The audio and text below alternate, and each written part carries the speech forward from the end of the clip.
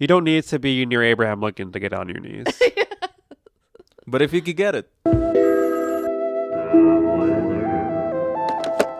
One of the things that they don't tell you about visiting the podcaster's heaven, Brooklyn, New York, Woo! is that when you say you have a podcast, you look fucking lame. I mean, that's for everywhere. Everyone has a podcast in Brooklyn, probably.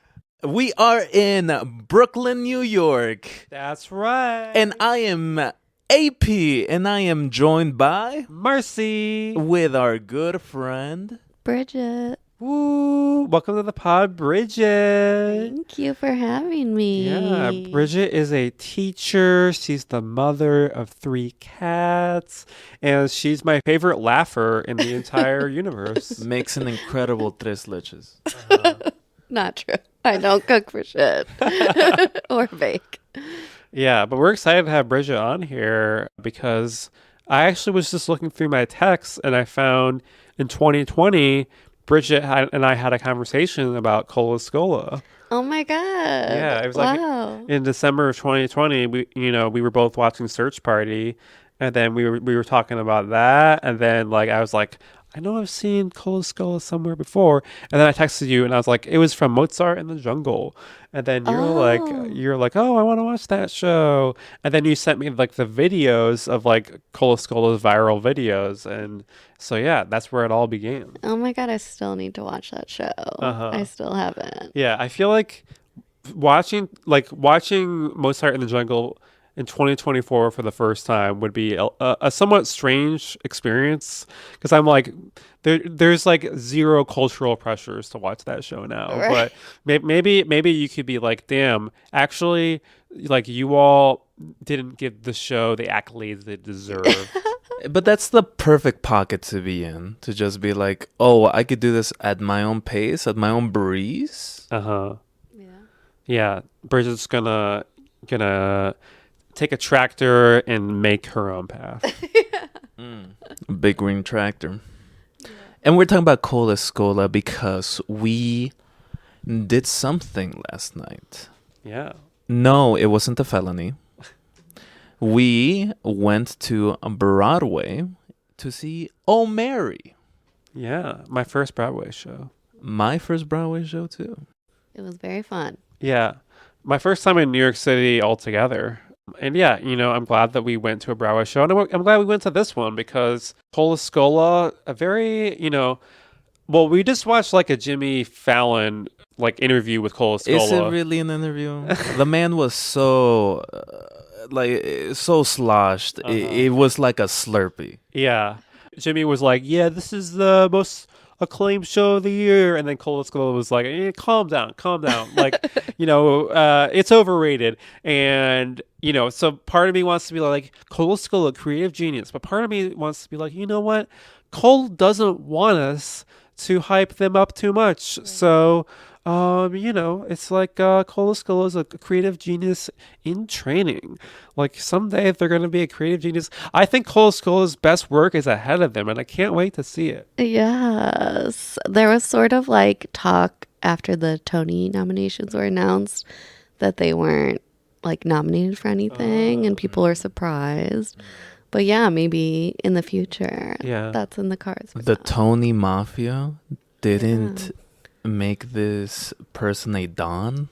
Yeah, so disappointing. Yeah, Escola's EGOT will come another year. Yes. But yeah, this play was interesting because it was about Mary Todd Lincon. Yeah. And Abraham Lincoln was the second most major character. And it was a little bit different than the light that we sometimes see Abraham. Yeah. So spoiler alert if you are going to New York and you plan on seeing this play. Yeah, no holds barred. Yeah, we're definitely going to tell you how Abraham Lincoln died. If you weren't aware. He was assassinated. Open your textbooks to page 63. Not 69. Oh, you're not ready for page 69. There was definitely a lot of queerness in this. There's alcoholism. So we're going to get into all of it. A big chunk of this has been really promoted as a kind of no research, no history attached to this play, and Cole Escola is pretty open about that. This is not Hamilton. Do not wait to learn about some Frenchman named Lafayette or some shit like that. No, this is about one thing and one thing only: ego. It's about fucking. It is about fucking. Yeah, I mean, it like Hamilton, like that basically took some really old white men and then tried to make them look cooler than they actually are. Yeah, this definitely doesn't make Abraham Lincoln look cooler. I mean, I guess like you could say like the fact that he had gay sex was cool, but I don't want Abraham Lincoln yelling at me like that. Like, I feel like when I was younger, You wanted it? No, when I was younger, Abraham Lincoln, I think he was my favorite president. Like now I'm at the place where I'm like, why have a favorite president? Right. But yeah, if I watched this when I was younger, You're like freeing the slaves, so passive. it's like Abraham Lincoln did enough shitty things that it's just like, why, But yeah, if you showed this to me when I was younger, I don't know what the fuck I would think. But yeah, Bridget, like, what was your favorite part of the play? The scenes with Cole Escola and spoiler alert, John Wilkes Booth as Mary Todd Lincoln's acting coach. Yeah. Those were really funny. Yeah, I really enjoyed those. Yeah, the physical comedy in some of those scenes were really good, especially the ones where Cole Escola just kept interrupting John Wilkes Booth, and that there was like a lot of like tension of like when is because you're just like waiting for John Wilkes Booth to start talking, and then you're waiting for Cole Escola to interrupt him. And yeah, Cole Escola just like amazing physical performer. We were in the balcony. I had my glasses. We were in the on. nosebleeds. Yeah, like we had 2 tampons in each nostril.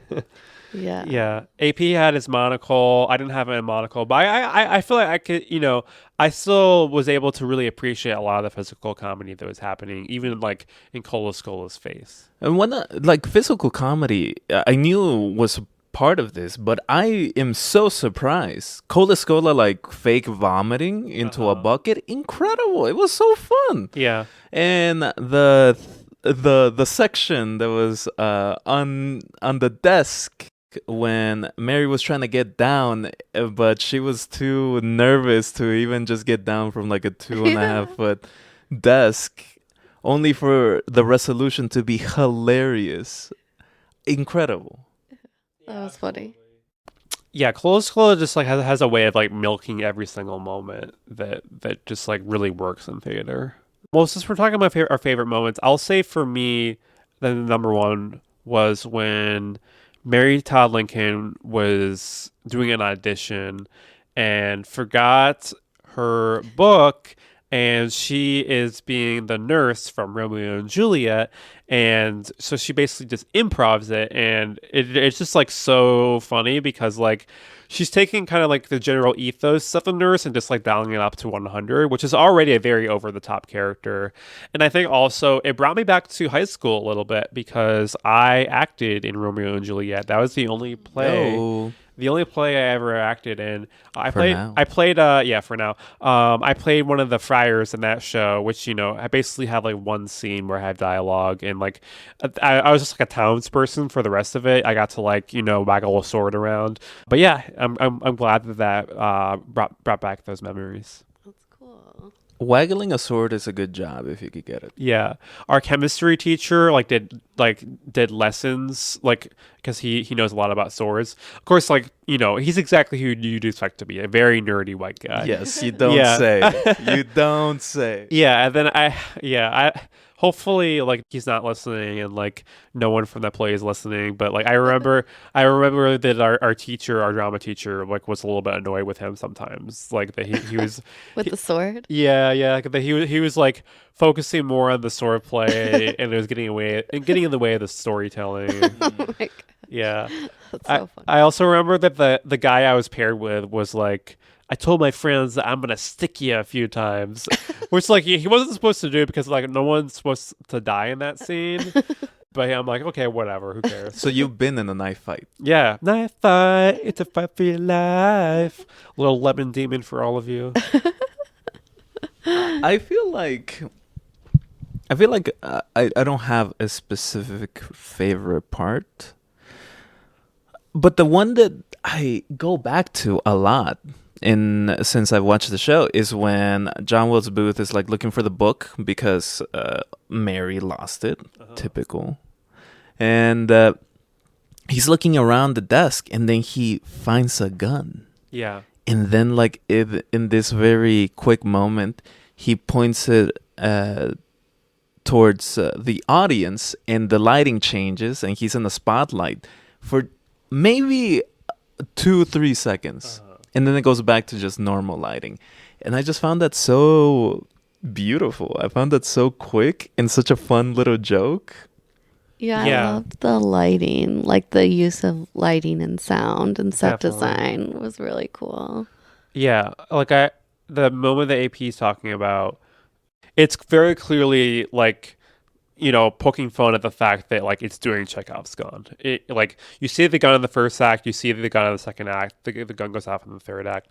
And to Bridget's point about lighting, when someone is like talking to God or something, and then you know the lighting like slowly changes and kind of like it becomes part of the comedy. And yeah, like I really like that it just like really highlights different moments throughout the play.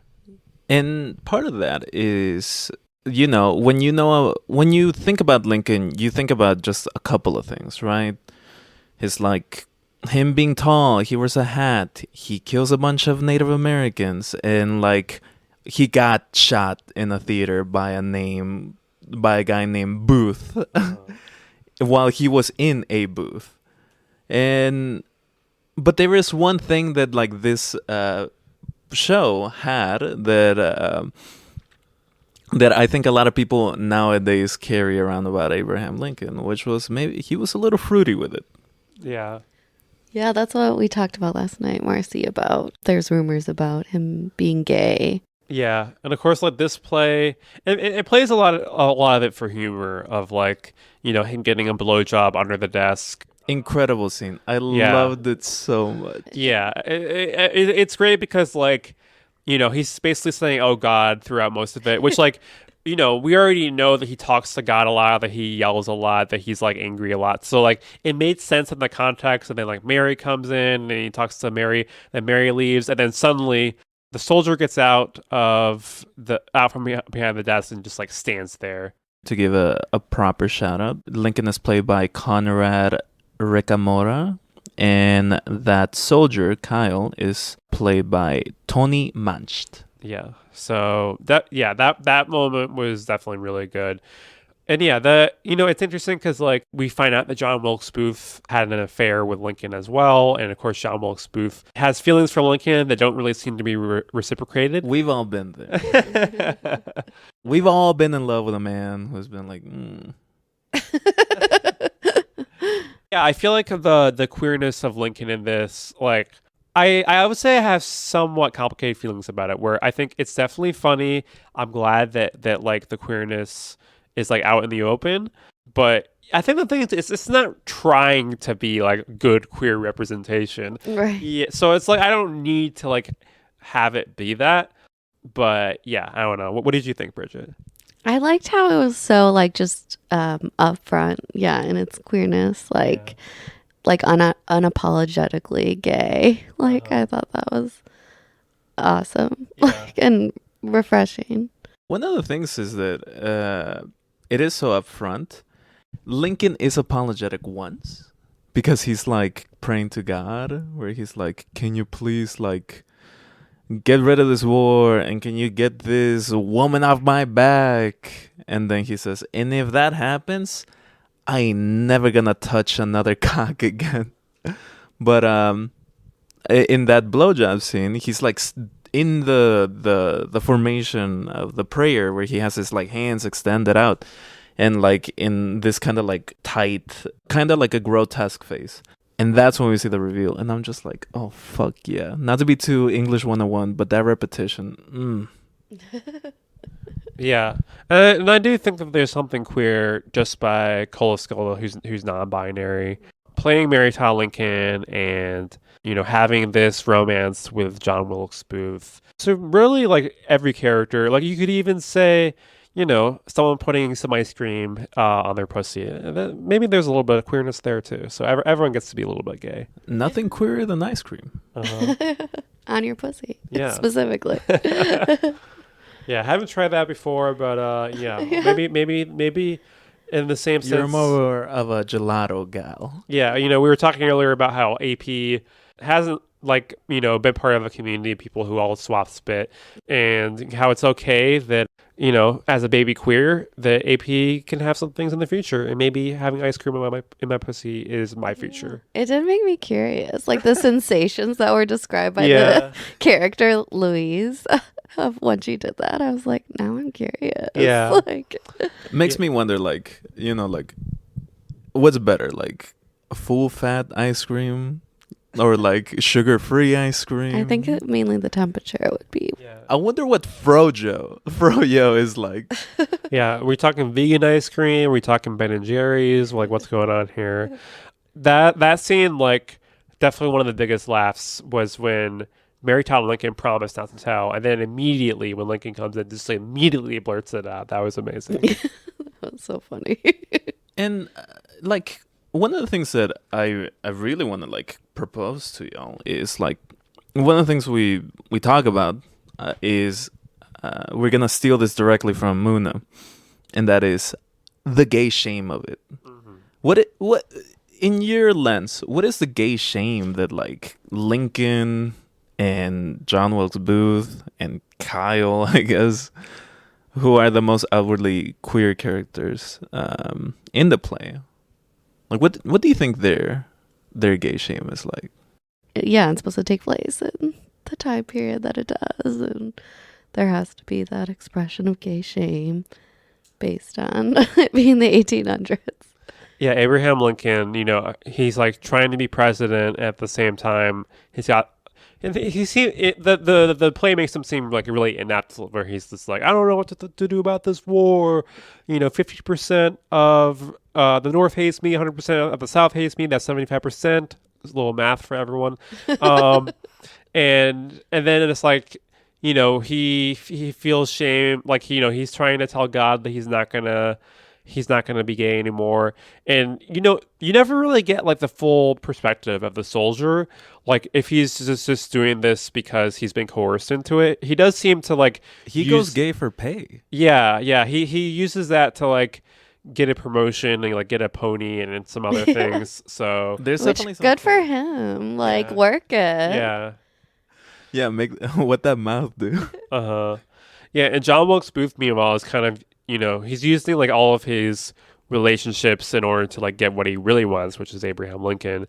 And yeah, it's kind of funny that for him, the straight relationship is the fake one, at least the way that we're presented, the one with Mary Todd Lincon. Gay shame. This man has an actual beard and a beard. But yeah, it's definitely interesting, especially if you think about that Escola put more of their life into this than Mary Todd Lincoln's life. And it makes you think about is that only true for their character as someone who is an alcoholic who wants to do cabaret, or is there a little Escola in Abraham Lincoln too? Yeah, I mean they came out as non-binary pretty recently, so maybe that plays a role in how they wrote the play. Yeah, I remember the Instagram announcement was really cute, and I remember Bridget sharing that with me. Yeah, it was lovely. But yeah, talking along the lines of gay shame, I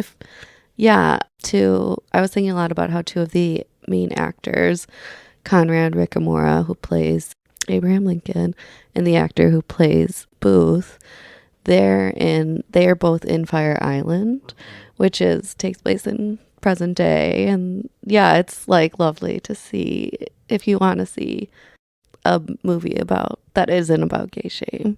Really, that's a good one to watch. Yeah, AP and I were actually talking about Fire Island earlier in the trip.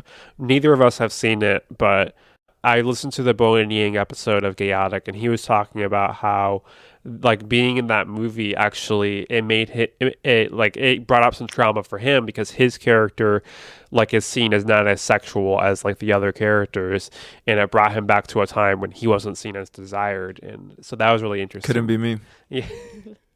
Yeah, AP has like felt sexual since like he was born, which like was very problematic until he turned 18. Yeah, ain't no. I definitely am not overcompensating over here. Yeah, definitely.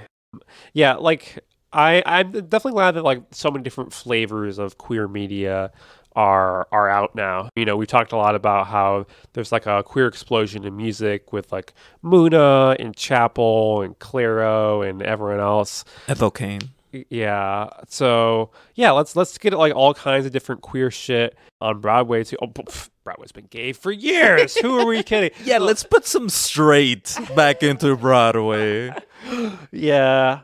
You know, that's what the Water for Elephants is for. But there's like a lot of like noisy advertisements for that. Lion King. Yeah, There's Lion a lot King. of Lion King Yeah, advertisements. it's like, and all of this is right next to Times Square, which is like the most heterosexual place on earth. Incredibly. Yeah.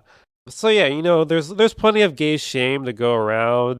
You know, there was some gay shame in the restroom at the Lyceum that we saw some evil gays, or at least Bridget and one of our friends did. Whoa, really? Wait, what happened? Oh no, we were in line to get some drinks, and we inadvertently cut the line without realizing it, and it pissed off some dudes in front of us, and they made some comments about how we cut the line, and the line's all the way back there, or ends all the way back there, and our friend made it clear she's a New Yorker and she is not moving. So I was very quietly I'll just stay here, I guess. Yeah. Like our friend basically said that New York white gays are like Boys Town gays except 10 times worse. So Oh, wow. yeah. Yeah, Wow. that's how she was.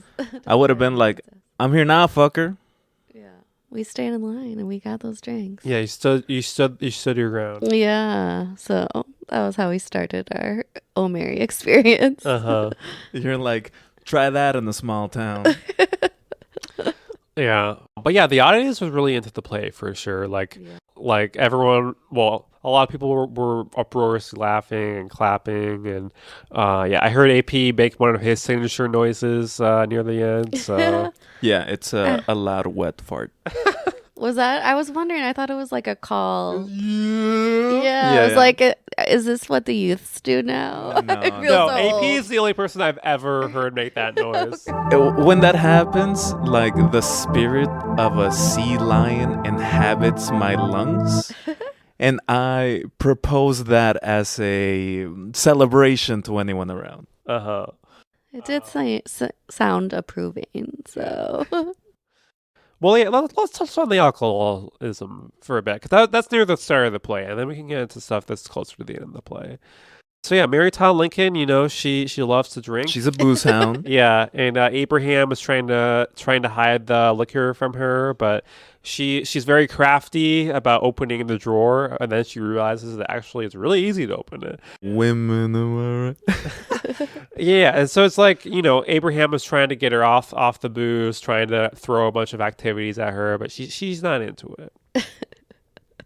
One of them is painting, and like she just drinks the paint thinner. Yeah. So gross. Which leads to the puking that AP mentioned earlier, I believe. And I'm like, sister, you were born 150 years too early. You would have loved poppers. Yeah. Yeah. Imagine partying with Mary Todd Lincon. Yeah. Tonight? Yeah, tonight. Yeah. What if Escola is at the event tonight? And we get a party. I would die. Yeah, we're gonna take a picture of Escola, and then that's gonna be the Instagram post. Yes. Oh my god. We'll record like a voice memo of Escola talking, and we'll put it right here.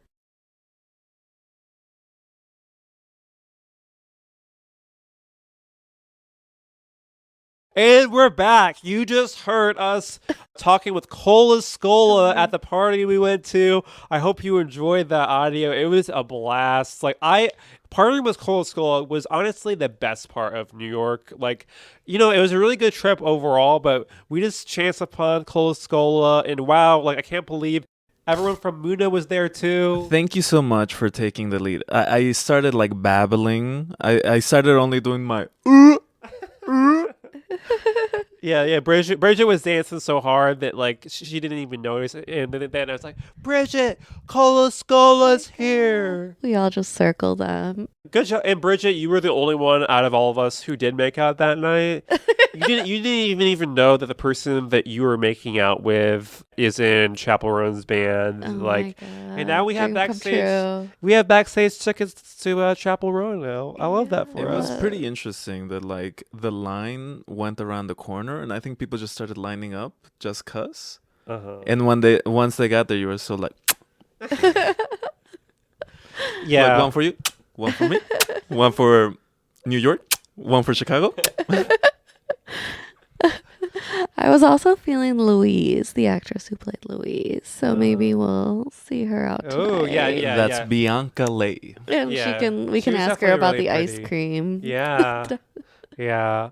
But back to reality, I guess. I guess we can't go completely chaotic every single minute of our lives. Well, I'm curious because AP, I know that you're someone who you're not too worried about becoming an alcoholic, but you are addicted to shaking your ass on the dance floor. So I do it off the dance floor too. true. This is a lifestyle for Like drinking is kind of, there is like not everyone has to drink when they're on the dance floor, but I know that you do. So like, how did the alcoholism like play to you in the play? I don't think I'm susceptible to alcoholism. I've seen it up close. I've seen some like real close people to me like really go down a dark path, like in college, and I'm like, and maybe that like scared me straight. Well, not too straight. Oh, But I do imbibe. This whole weekend I've been telling y'all how like New York doesn't do the shot and beer combo. no handshakes. No handshakes. All fist bumps. And I like to start my night like that. I also like to up my buzz like that whenever it goes down a little bit. And seeing this comedic representation of alcoholism is interesting to me.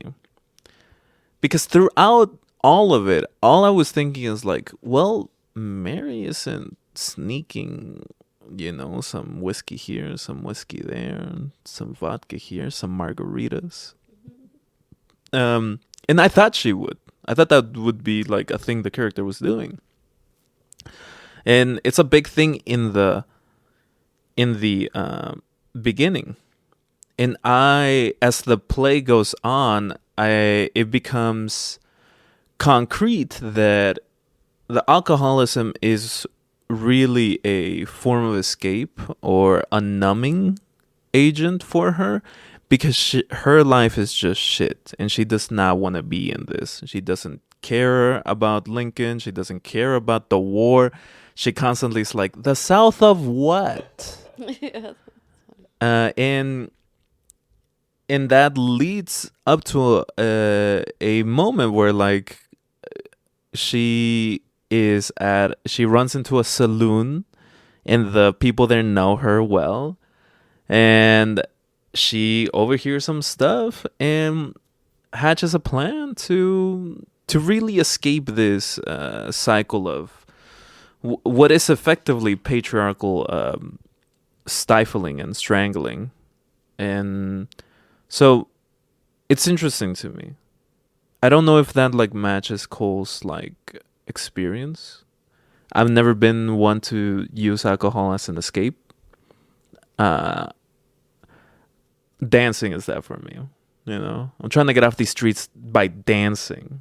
Yeah, I'll say that one of my disappointments in the play is that I really wanted Mary Todd Lincoln to sing a song in the saloon. Oh, yeah.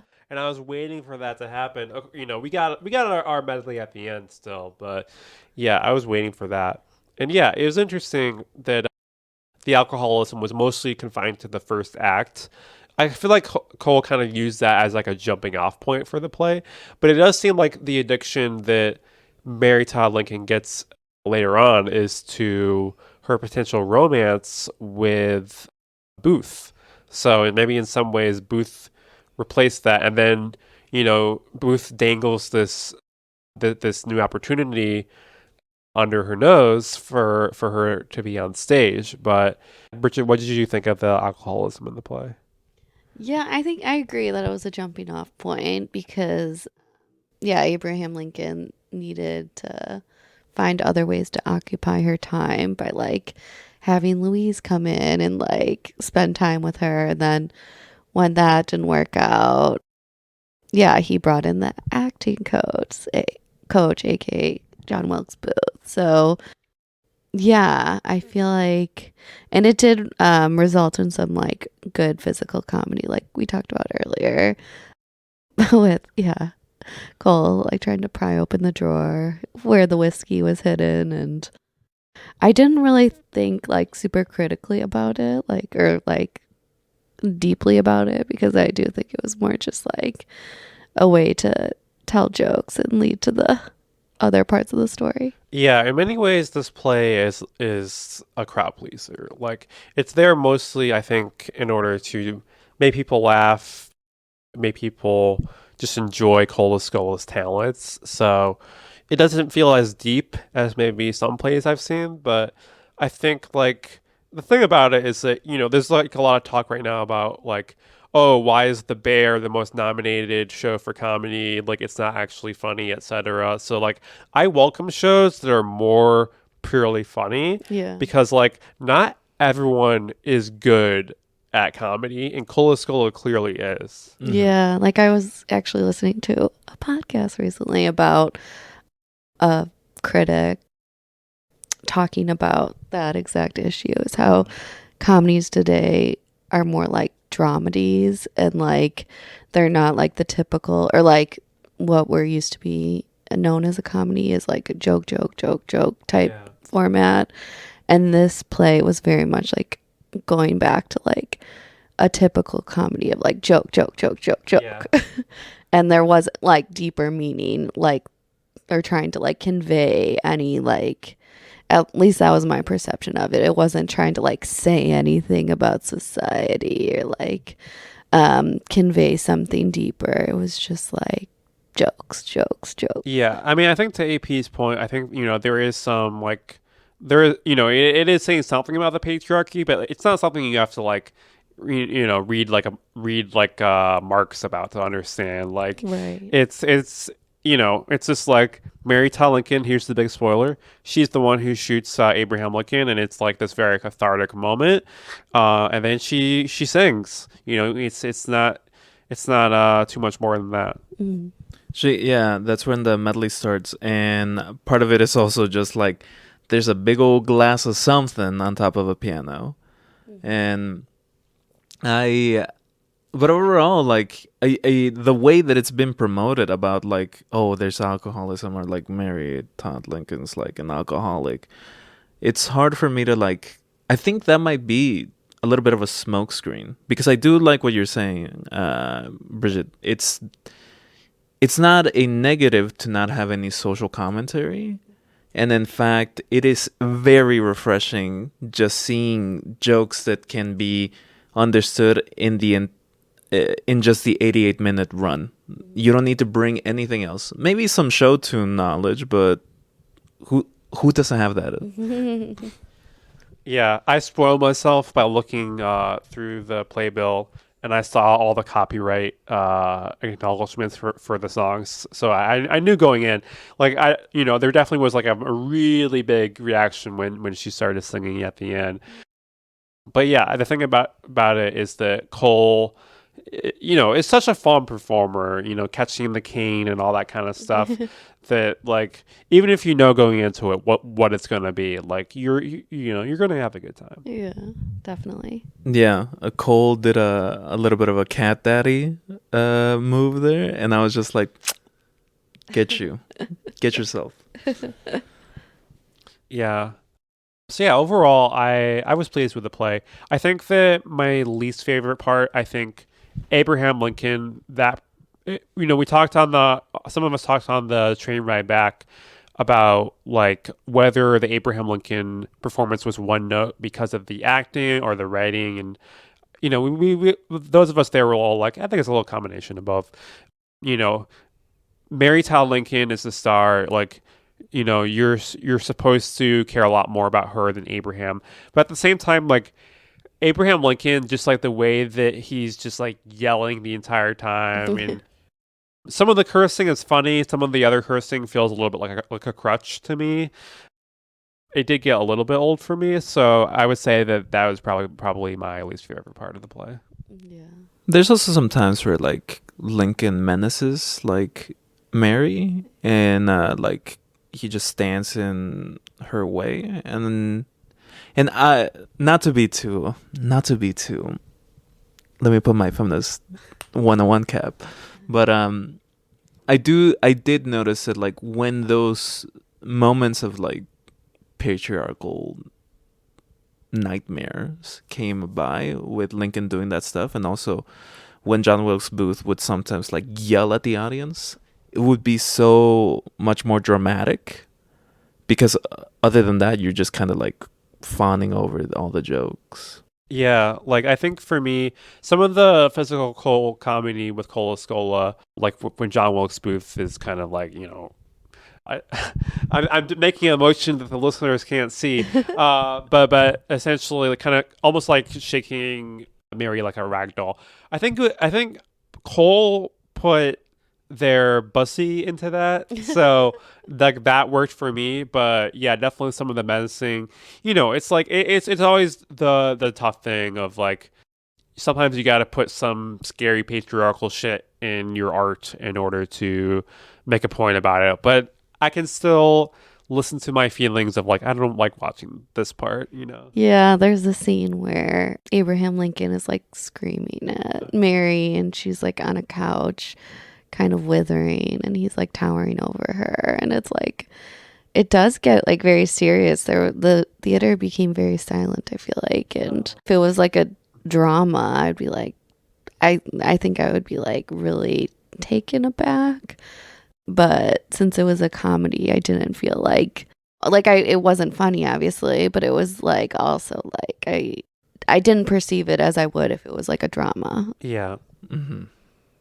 And also there is a very specific moment of violence. Of course, Lincoln getting got, and that's just played for laughs. Like there's a very serious build-up to be like, oh, now the thing that you know about Lincoln is gonna happen, and the way that Lincoln gets shot is just Mary takes out a gun. Well, no, John is like professing his love. Mary takes out a gun and then just pops him. Yeah, I think part of the reason why it was funny was because they kind of set up John Wilkes Booth to like be really menacing before that, but then he's just basically like begging Abraham Lincoln to like be his lover, and then Mary is the one who pulls out the gun. And because you're watching Mary, because like I love the way that they do the setup, where first they're like shining a light on people in the actual balconies, and like the people in the balconies are surprised as everyone else, and then like they basically kind of give like each character their intro except for Mary. Mary just like shows up next to Abraham and then sits down, so you're not really paying as much attention to Mary. But then when she pulls out the gun, it feels like this like cathartic moment of like, hey, Mary's the one who's in control here. Yeah, that was really funny, and just immediately plopping it on Booth's lap and saying that he's the one who shot him. Yeah. I enjoyed that. That little twist. Yeah, and it feels like it could have ended there. Like my sister, who was sitting next to me, she said that there was a part of her that where she almost wished that that was the ending. Yeah. But I'm so glad we got the medley after that. Yeah, that was fun. But yeah, I did. Yeah, it seemed kind of like out of place because suddenly they're in like a legit cabaret setting. Yeah, it's almost like an epilogue. Yeah. And I liked it. It felt like yeah, we just witnessed a murder, but it's also like I'm so happy for you, girl. Like, dance, like, sing it. Live your life. Yeah, talk about how about her name was Lola. Yeah. So Bridget, if you were doing cabaret, what songs would you want to sing? Ooh, that's tough. Maybe a Celine Dion. Ooh. Yeah. Yeah. Are you gonna like want to do the Titanic song, or are you gonna want to do a different one? The no, I think a different one. Oh my gosh, now I need to look. Yeah, like I am on the record of loving karaoke. I never thought about cabaret. I actually, and this makes me also want to watch the movie Cabaret, which is like a queer mainstay. But yeah, it's like, what songs would I sing? Is it appropriate to sing Charlie XCX songs at a cabaret show? Probably not. But sometimes As long as you got it. sometimes you got to be a little bit bratty about it. Yeah. Why is it like I don't think I've ever seen cabaret before, like a cabaret show. Uh-huh. So is it like typical where it's just like singing and like I don't know what to expect from it. Let's put it on the calendar. Chicago's Yeah. the right spot for cabaret. Yes. Yeah, we should definitely all go to a cabaret show. Well, I AP, feel what? like, yeah, we have to now. Yeah, AP, what would you want to sing at a cabaret show? Part of me wants to be like, oh, well, I'll go with some Cole Porter, something old school. Sing Anything Goes. But then I'm like, what if I just do like some Ricky Martin shit? Uh-huh. What if I'm over here talking about living la vida loca? Yeah. Go for it. Yeah, I like that. Yeah, we should definitely just like, 90s nostalgia is in, so and like early 2000s nostalgia. So maybe I can do Smooth by Santana. Like, yeah, we can do anything. Yeah, let's make it happen. Yeah, Yeah, Electric some Light Juvenile. Orchestra. You all like with your first live like podcast taping, you should add on some cabaret Ooh, to it. I like that. Yeah, Come out in corsets, yeah. They were just talking about high heels. They were just talking about corsets on the episode of Gayotic I listened to, because they were talking about Keira Knightley and Pirates of the Caribbean and how much that had like an impact on them when they were younger. So yeah, it's like maybe I'm the new Couldn't be me. maybe I'm the new Keira Knightley. And Yeah. I'm yeah. So yeah, the possibilities are endless. Yeah, I love it. I think. What Celine Dion would you do? my phone isn't functioning right now. But Oh, isn't that beautiful? Your phone's like, live in the moment. Brooklyn. it's all coming back to me now. Ooh. I literally do not know anything about Celine Dion. I learned that she was Really? Canadian like a month ago. Ooh. So this was like a big college song that me and my college roommates would sing. and, What's like, it called? It's all coming back to me now. Oh, I thought you were just recollecting. No. Yeah, it's oh my god, such a classic. Do you love this one, Marcy?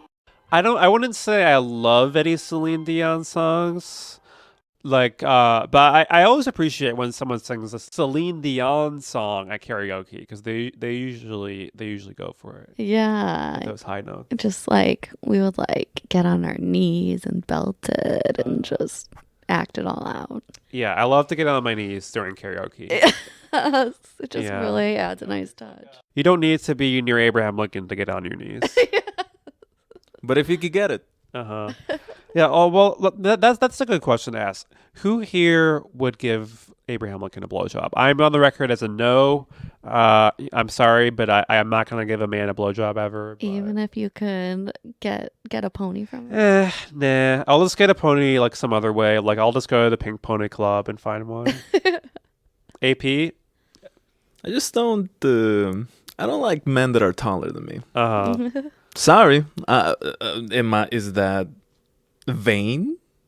How tall are you? We don't talk about my height on this podcast. Yeah, it's one of the unwritten rules. So okay, I'm trying to think of like a shorter U.S. president. Like, is John Adams shorter? Like, I don't know. Carter, Jimmy Carter. Well, let's set the dead Some president. peanut farmer? You think I'm a swallow that shit for a peanut farmer? I think Theodore Roosevelt will be too much for AP. Like, you know, Excuse me? Yeah, you'd be intimidated by the facial hair. Excuse me? Yeah. Oh, okay. Then find me like a Theodore Roosevelt like impersonator, and I want you to bang him. Oh well, I mean, Tonight's the night. Tonight's the night. Yeah. yeah.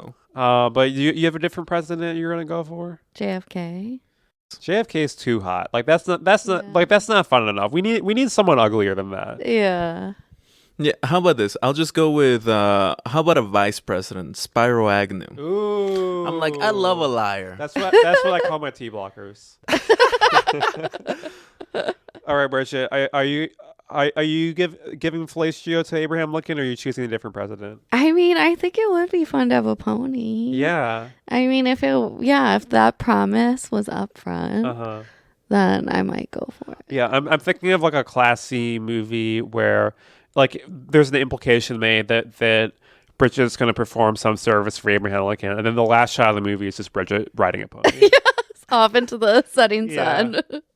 Just hair flowing. Yes. Yeah. We found happiness with a pony.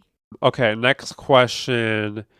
How would you kill Abraham Lincoln if you, like, let's say that you go back in time and you're told by like the Time Lords that you need to kill Abraham Lincoln because otherwise the timeline will get fucked up, and if you don't kill Abraham Lincoln, then like a Nazi will be the supreme leader of the United States forever. Like, even worse than before. I know your instinct is to be like, that's already how it is. But, like, you, and like, homosexuality is outlawed, et cetera, et cetera. Podcasts are outlawed, except So you're talking about the year 2000? Let's see. What else can I throw in here? Well, you know, we're not allowed to vote. We're not allowed to see plays. We're not allowed to watch TV. We're not allowed to dance. There we go. Yeah. Now I got you. It's a All right. situation. So I'm seeing red. all right. So you have to go back in time and kill Abraham Lincoln because John Wilkes Booth, he committed suicide, and in this timeline, Mary Todd Lincoln does not have a gun. How are you going to kill Abraham Lincoln? Ooh. Well, is this like a stereotypical response where it's like the perfect murder weapon is an icicle? 'Cause I like it that. melts? I like that. Is that like a too expected No. response? How big is the icicle? It's You're like a 3. gigantic. It's like, yeah, it's You're like, using it like a bat. well, it's just like so sharp. It's so large. It's, it would look like an accident. Yeah. I like it. The silent killer. Yeah. AP, how you killing Lincoln? I think, Lincoln was born in a log cabin, right? And I think because of that and the way he lived and the time he lived, I think he is incredibly susceptible to taking one sip of Baja Blast and immediately exploding. Wow. I like that. And if I include a chalupa with that, this man is incinerating in front of me. Fast Yeah. food in general, because he's never experienced it before. You'd go back Specifically in time. Taco Bell. Yeah. Okay, so my plan is I'm going back to the past, finding Lincoln, and then I'm taking him to 2024, forcing him to watch Oh Mary, and then his head is gonna explode, Yes. and then I'll bring his corpse back to his own time. Good idea. Yeah. It would be so existential. Would it get him horny, do you think? To see him receiving a blowjob? I think he would get horny then, but then to see himself get killed. This is kind of yeah. So basically, in this scenario, "Oh Mary" is the only play that's allowed, and it's like a play of what could have been. This is like an underground play in this context, where like if the cops find out about this, they'll arrest everyone in there. But Cola Escola is still like all the performers are the same, but yeah. So for some reason, this timeline has kept this one aspect, and everything else is different. I think it's because like the Lincon killing is a canon event, so it's become like people know that it is something that should have happened that didn't in this timeline.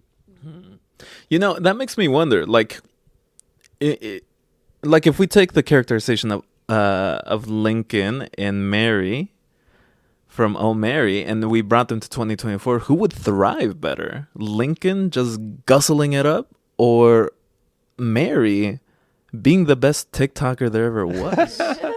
Yeah, I think Mary would struggle early, but she would eventually find her groove. And I think that Lincon, you know, he would find ways to let the patriarchy help him, but then he would get into a big scandal. He launches an NFT. Yeah. What's the Trump social media? Oh, Truth Social? Truth Social. Like, he would get on Truth Social, start posting on there, and then he would just, like, fade into... Don't act like you're not there 24/7. Retruthing things. Retruthing. Yeah. I have no idea who's on that platform besides Donald Trump. Like, it could just And be Marcy. him and a million bots for all I know. Probably, yeah. Yeah, I mean, I feel like Mary is just Cola Escola, so they're living their best life. Yeah. So, yeah. Yeah, we could have Mary on the podcast. And yeah, Mary would be like guesting on the Charlie XCX track. Like what okay, I know Bridget doesn't know Charlie XCX as well as we do. So I'll ask AP, what song should Mary Todd Lincon guest verse on? Of course, 365. 365? Yeah. We know She's one. bumping She's that. bumping She's that. bumping that. She's bumping that ass. Yeah. Letting the audience know what's good. She's also bumping that alcohol. I bet you she would love cocaine. Yeah. And more than that, she's like bumping it, as in she's like a singer. Like she loves music. Yeah. So I think she could really bring that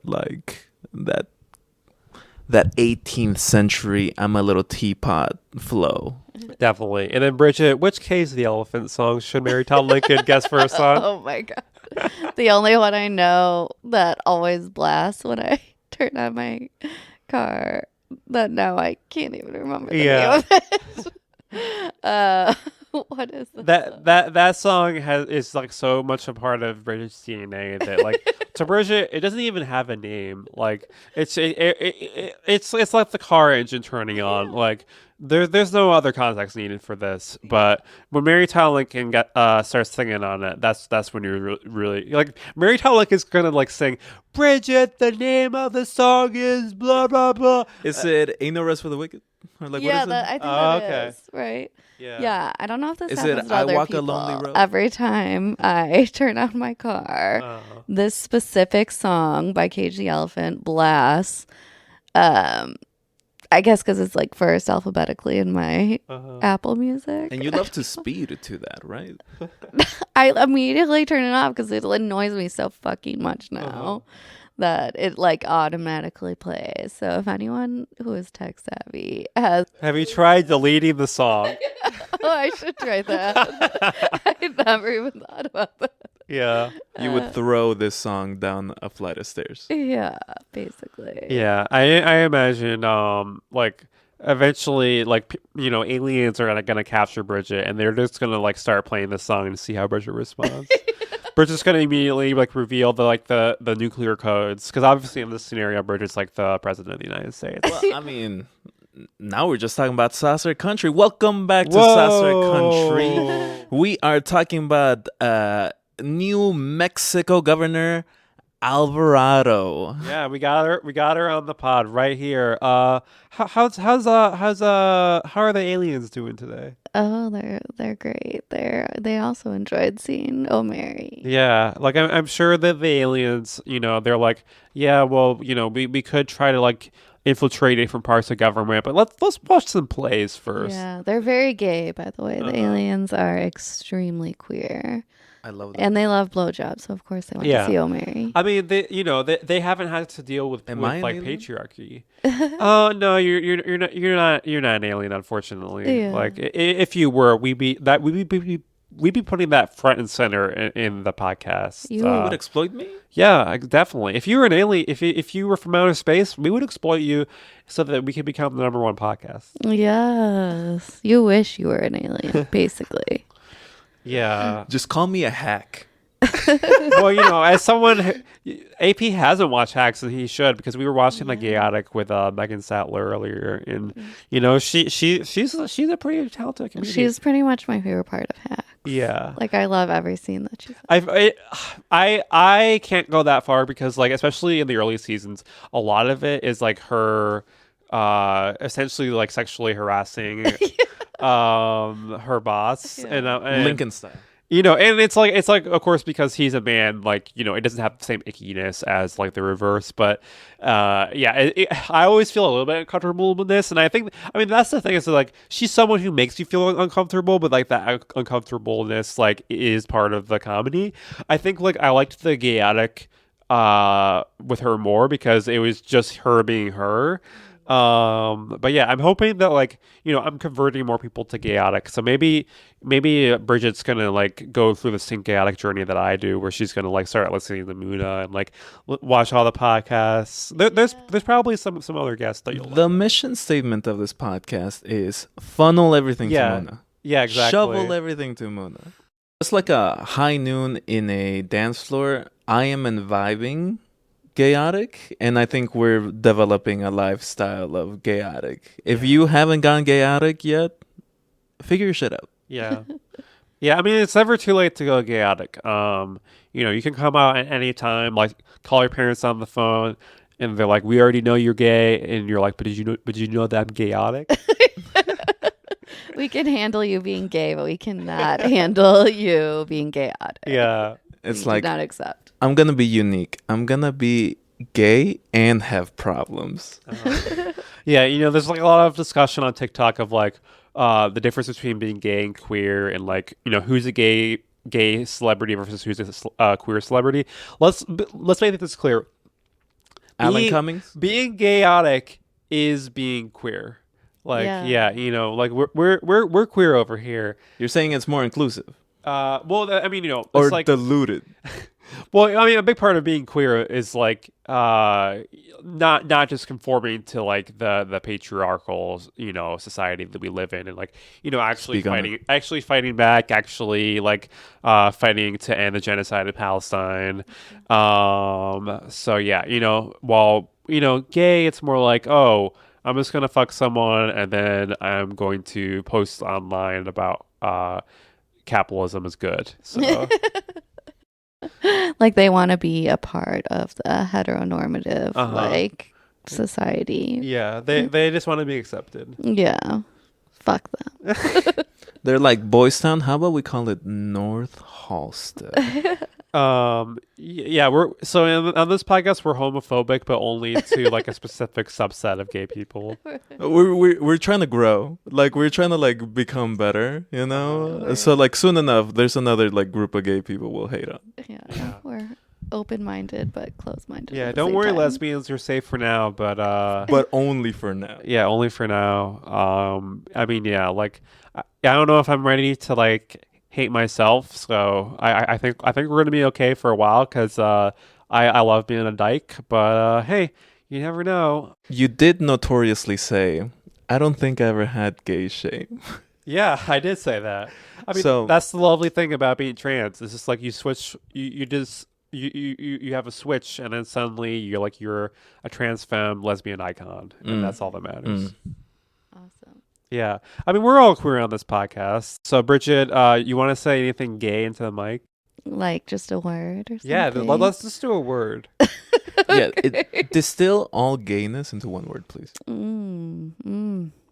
Just. I'm just making noises you're doing now. it right now. Yeah. This is gay. This is like These noises. this is chaotic. Yeah. Yeah, because could mean like I'm disappointed in you, or I love this, or I'm ignoring you, but I need to. Yes. So many chaotic implications. Yeah. Yeah. Libido. Ooh, Is that libido. a good? Yeah. That it's like straight people have libido, but like not in the same way that gay people do. Like, Yeah. Straight people, it's more like, okay, we need to satisfy the requirements to have kids now, so let's have libido for a bit. I'm sure there's straight people who are listening to this and like rolling their eyes like, oh come on, like this is such a you're part of the problem. You're making it seem like we have to have kids. But what about this? What if I just want to live libido loca? Yeah. But yeah, no apologies to the straight people in our audience. Like, you can deal with it. Like, oh no, like, oh, we're not painting the full picture of the straight experience. What are you gonna do now?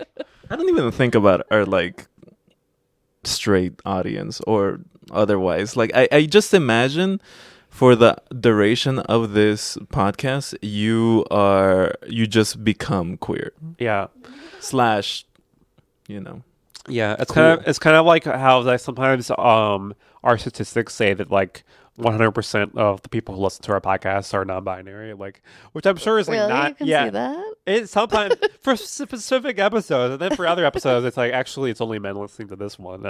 I think the algorithm is broken, and like we're making like the math behind like all of this like so confused that it's just starting to spit out random results. No, how many of y'all are Latino? Like, I would like to know. Like, this ain't just a queer podcast. There, at least 50% of it is a Latino podcast. Yeah. Entonces, si no has escuchado un poco de puta cumbia, güey. Did you say something chaotic in Spanish? A little bit. Okay. Yeah, I haven't gotten to like gay yet in my Duolingo, so hopefully we'll get there soon. I mean, like you do get like the little like purple-haired woman like talking about how she's going on a date with another girl. So at least it's definitely trying to be inclusive, but it's not trying to like teach you about like gay shit. Unlike here, we will be starting a series on how to be gay, and you can get that for the low price of $100,000 per month. Yeah. If you are gay and a landlord and you wanna like spend some good money, Venmo, AP. They should make a specifically gay Duolingo knockoff where it's like if you want to like hook up with someone, these are the words you need to know. That'd be a good app. you're like fucking Duolingo. Like, you trying to bust? Estás intentando escar. I'm not attracted to the Duolingo bird. I know some people are. Like when Duolingo did the Super Bowl commercial, it like had the Duolingo bird's ass like on display. I wasn't even thinking of that. I'm just like, but you do know that like I am a man. Unfortunately, I am a man.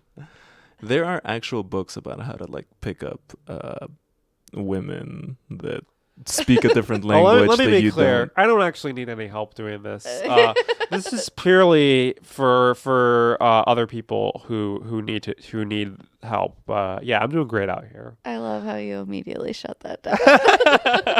You're like, oh, you're I telling don't need advice from a man. You're like, I'm gonna start a consultancy. I'm doing so well. I am not gonna fall into the tactic of I'm gonna be speaking in someone's ear while they're talking to a woman. No, we're not doing any of that shit. Yeah. People can learn on their own. This ain't no MTV show. Yeah. Living the chaotic life. I'm so glad that we got to party with Escola. Yeah, I can't wait to see what they do next because, like one of the first things that I really noticed Escola in was Search Party, and it was really cool how Cole Escola basically became like the co-lead of the show one season when they kidnapped Alicia Scott's character and was was kind of just like torturing her for a while. And I would hate that. Yeah, it wasn't my favorite I season would of the show. hate that. But like it definitely showed that like Cole Escola was a star. Like Bridget was already on the case. Yeah. They were such a villain in that show though that at times it was like, okay, this is a bit much. Yeah. But still very funny, but yeah. The good thing about Search Party was that like it kind of switched premises every season. So if you don't like one season, maybe you'll like the next one. And then if you don't like John early, just leave. Yeah, Just take exactly. Just bow out. Yeah. So yeah, I liked the courtroom season because they brought in some really good actors for that one. Mm. And then the final season, it was like that was a chaotic season. Oh my god, yeah. Especially the last episode. Yeah. We do need more shit like that out there. Yeah. And we will, because just like ain't no rest for the wicked, there ain't no rest for the artists who might be wicked. Yeah. So there is more queer art, more queer media down the pipe. And sometimes we might go down the pipe. Yeah. Well, Phantasmus, Yeah. like we were talking about, that would be a really good example of chaotic Definitely. media. Yeah, on Julio HBO. Torres is very chaotic. And fun fact, he's dating the actor who plays Booth. Ooh. James Scully. Amazing. Well, and if you are interested in hopscotching in between queerness and I'm gonna say it, Latino-ness, keep on listening to Dove Weather. I want to thank our guests here, Thanks Bridget. for having me. Yeah, thanks, it was Bridget. fun. It was a lot of fun. I can't wait when I'm editing this to like make all your laughs even louder. Thank you in And- advance for doing that. And you will hear us soon with a couple of interesting stuff. Maybe an end cap to the Brad Summer. Yeah, Brad Summer, I'm at the place now where I'm like, it's never going to end. Like, people keep being like, oh, Brad Summer's over, blah, blah, blah, blah. It's like, hey, Charlie has one more remix in the can. We don't know who it's going to be. Maybe you'll know by the time podcast comes out, but you can't keep Charlie down. And we know Charlie is a mala. And soon enough, maybe we will be las malas. Thank you so much for listening. Follow us on YouTube, on Apple Podcasts, on Spotify. Send this to your mother. Send this to your grandmother. Send this to your stepfather that you haven't talked to in years. That really helped develop that gay shame that you're writing about right now. And thank you for listening. This has been Dove Weather. And thank you, New York, for hosting us. We'll be back soon. Brooklyn, baby. Bye. Bye. Bye.